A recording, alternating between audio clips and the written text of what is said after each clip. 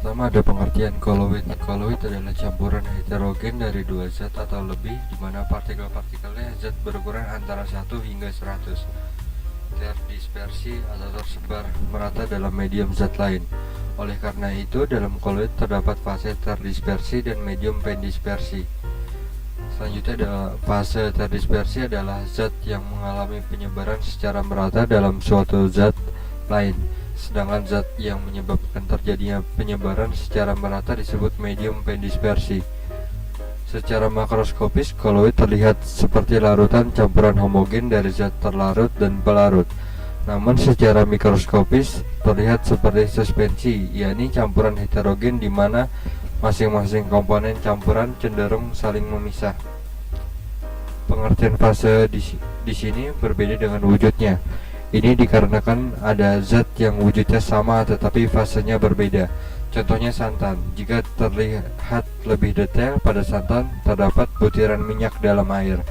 Butiran minyak tersebut mempunyai fase yang berbeda dengan air, walaupun keduanya berwujud cair. Butiran minyak sebagai fase terdispersi, sedangkan air sebagai medium pendispersi. Perbedaan koloid, larutan, dan suspensi.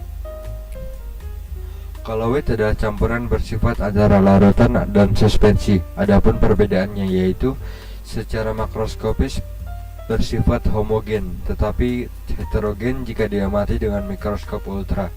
Partikelnya berdimensi antara 1 sampai dengan 100. Adanya dua fase, stabil dan tidak mudah dipisahkan, dapat disaring dengan penyaring ultra. Tampilannya keruh atau jernih. Contohnya santan, susu, dan air. Larutan adalah campuran homogen yang terdiri atas larutan dan zat terlarut yang tidak bisa dipisahkan lagi. Adapun perbedaannya yaitu bersifat homogen, tidak dapat dibedakan walaupun menggunakan mikroskop ultra. Semuanya partikelnya berdimensi lebih dari satu fase, stabil dan tidak dapat dipisahkan, tidak dapat disaring, tampilannya jernih. Contohnya larutan, gula, dan sirup. Suspensi adalah campuran homogen. Suspensi masih dapat terlihat antar komponennya tanpa menggunakan mikroskop jika pada waktu yang lama. Suspensi dapat mengendap. Adapun perbedaannya yaitu bersifat heterogen, partikel dimensinya lebih dari 100, dua fase, tidak stabil dan mudah terpisah, dapat disaring, tampilannya keruh. Contohnya air, kopi, dan tanah.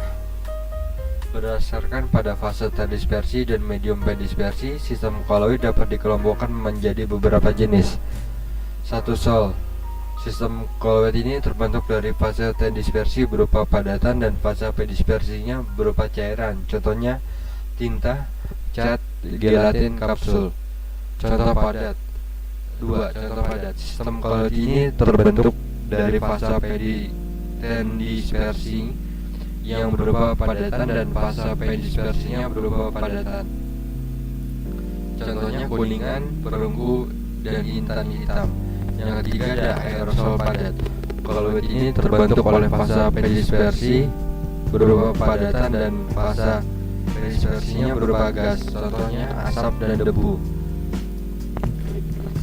Yang keempat ada emulsi. Sistem koloid ini akan terbentuk oleh fase terdispersinya berupa cairan dan fase pendispersinya berupa cairan. Contohnya susu, santan, dan mayones. Yang kelima ada emulsi padat. Koloid yang terbentuk dari fase terdispersinya berupa cairan dan fase pendispersinya berupa padatan. Ada contohnya mutiara, keju, dan jelly. 6. Aerosol cairan. Sistem koloid yang terbentuk oleh fase terdispersi berupa cairan dan fase pendispersinya berupa gas. Contohnya ada kabut, awan, dan hairspray. Yang ketujuh ada buih. Sistem koloid ini terbentuk oleh fase terdispersi berupa gas dan fase pendispersinya berupa cairan. Contohnya ada busa sabun, mereme, dan krim kocok. Yang ke-8 ada buih padat. Sistem koloid ini terbentuk oleh fase terdispersinya berupa gas dan fase pendispersinya berupa padatan. Contohnya ada batu apung, spons, dan styrofoam. Selanjutnya ada sifat-sifat koloid. Efek tindal dapat digunakan untuk membedakan sistem koloid dari larutan penghamburan cahaya. Penghamburan cahaya ini terjadi karena ukuran partikel koloid hampir sama dengan panjang gelombang cahaya tampak. Ketika seberkas cahaya diarahkan kepada larutan, cahaya akan diteruskan. Namun, ketika berkas cahaya diarahkan kepada sistem koloid, cahaya akan dihamburkan. Efek penghamburan cahaya oleh partikel koloid ini disebut efek tindal.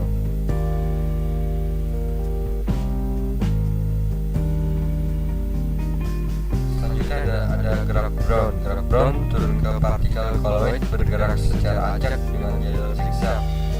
Lalu dari gerak Brown ke secara mikroskopis.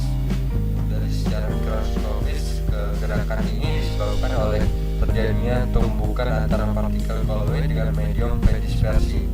Selanjutnya dapat membantu menstabilkan partikel koloid sehingga tidak terjadi pemisah antara partikel dispersi dan medium dispersi oleh pengaruh gaya gravitasi.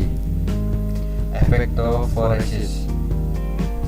Peristiwa pergerakan partikel koloid karena pengaruh media listrik yang mengakibatkan partikel-partikel koloid bergerak ke elektrod. Sekarang saya Ihsan dari kelompok 4 akan melakukan percobaan mengenai efek tindal pada beberapa campuran. Tujuan percobaan ini adalah untuk mengetahui jenis-jenis campuran dan mengetahui efek tindal pada koloid, larutan, serta suspensi. Sebelum melakukan percobaan, mari kita siapkan alat dan bahannya terlebih dahulu. Alat yang akan kita gunakan dalam percobaan yaitu kertas, 3 botol plastik, dan 3 sendok untuk mengaduk, serta senter. Lalu untuk bahan yang digunakan ada garam, susu, air, dan tepung terigu. Setelah menyiapkan alat dan bahan, mari kita buat campurannya. Pertama, tuang air ke dalam gelas seperti yang sudah saya lakukan.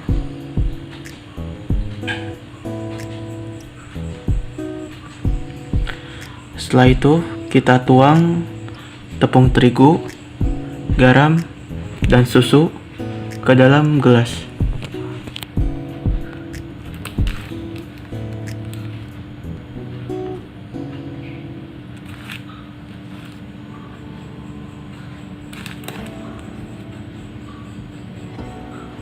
Lalu aduk hingga merata.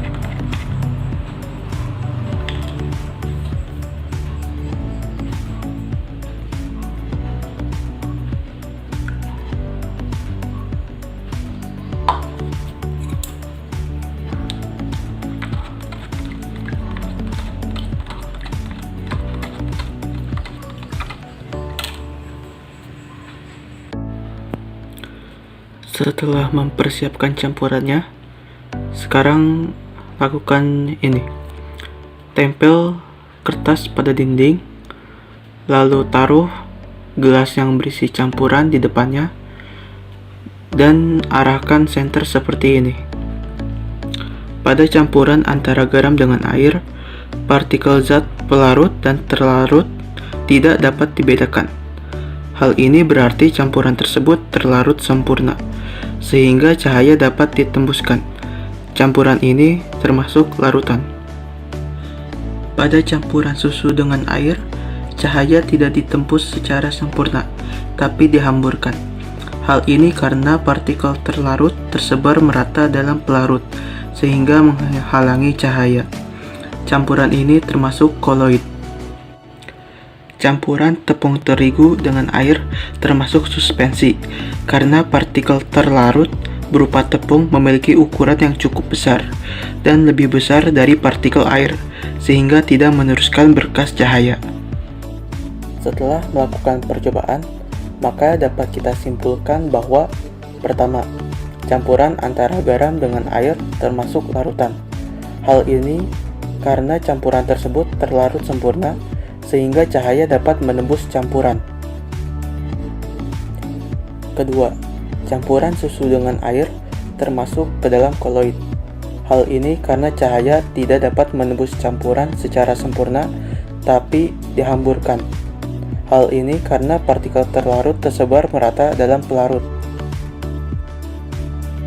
Ketiga, campuran tepung terigu dengan air termasuk suspensi, karena partikel terlarut berupa tepung memiliki ukuran yang cukup besar, sehingga tidak dapat meneruskan berkas cahaya.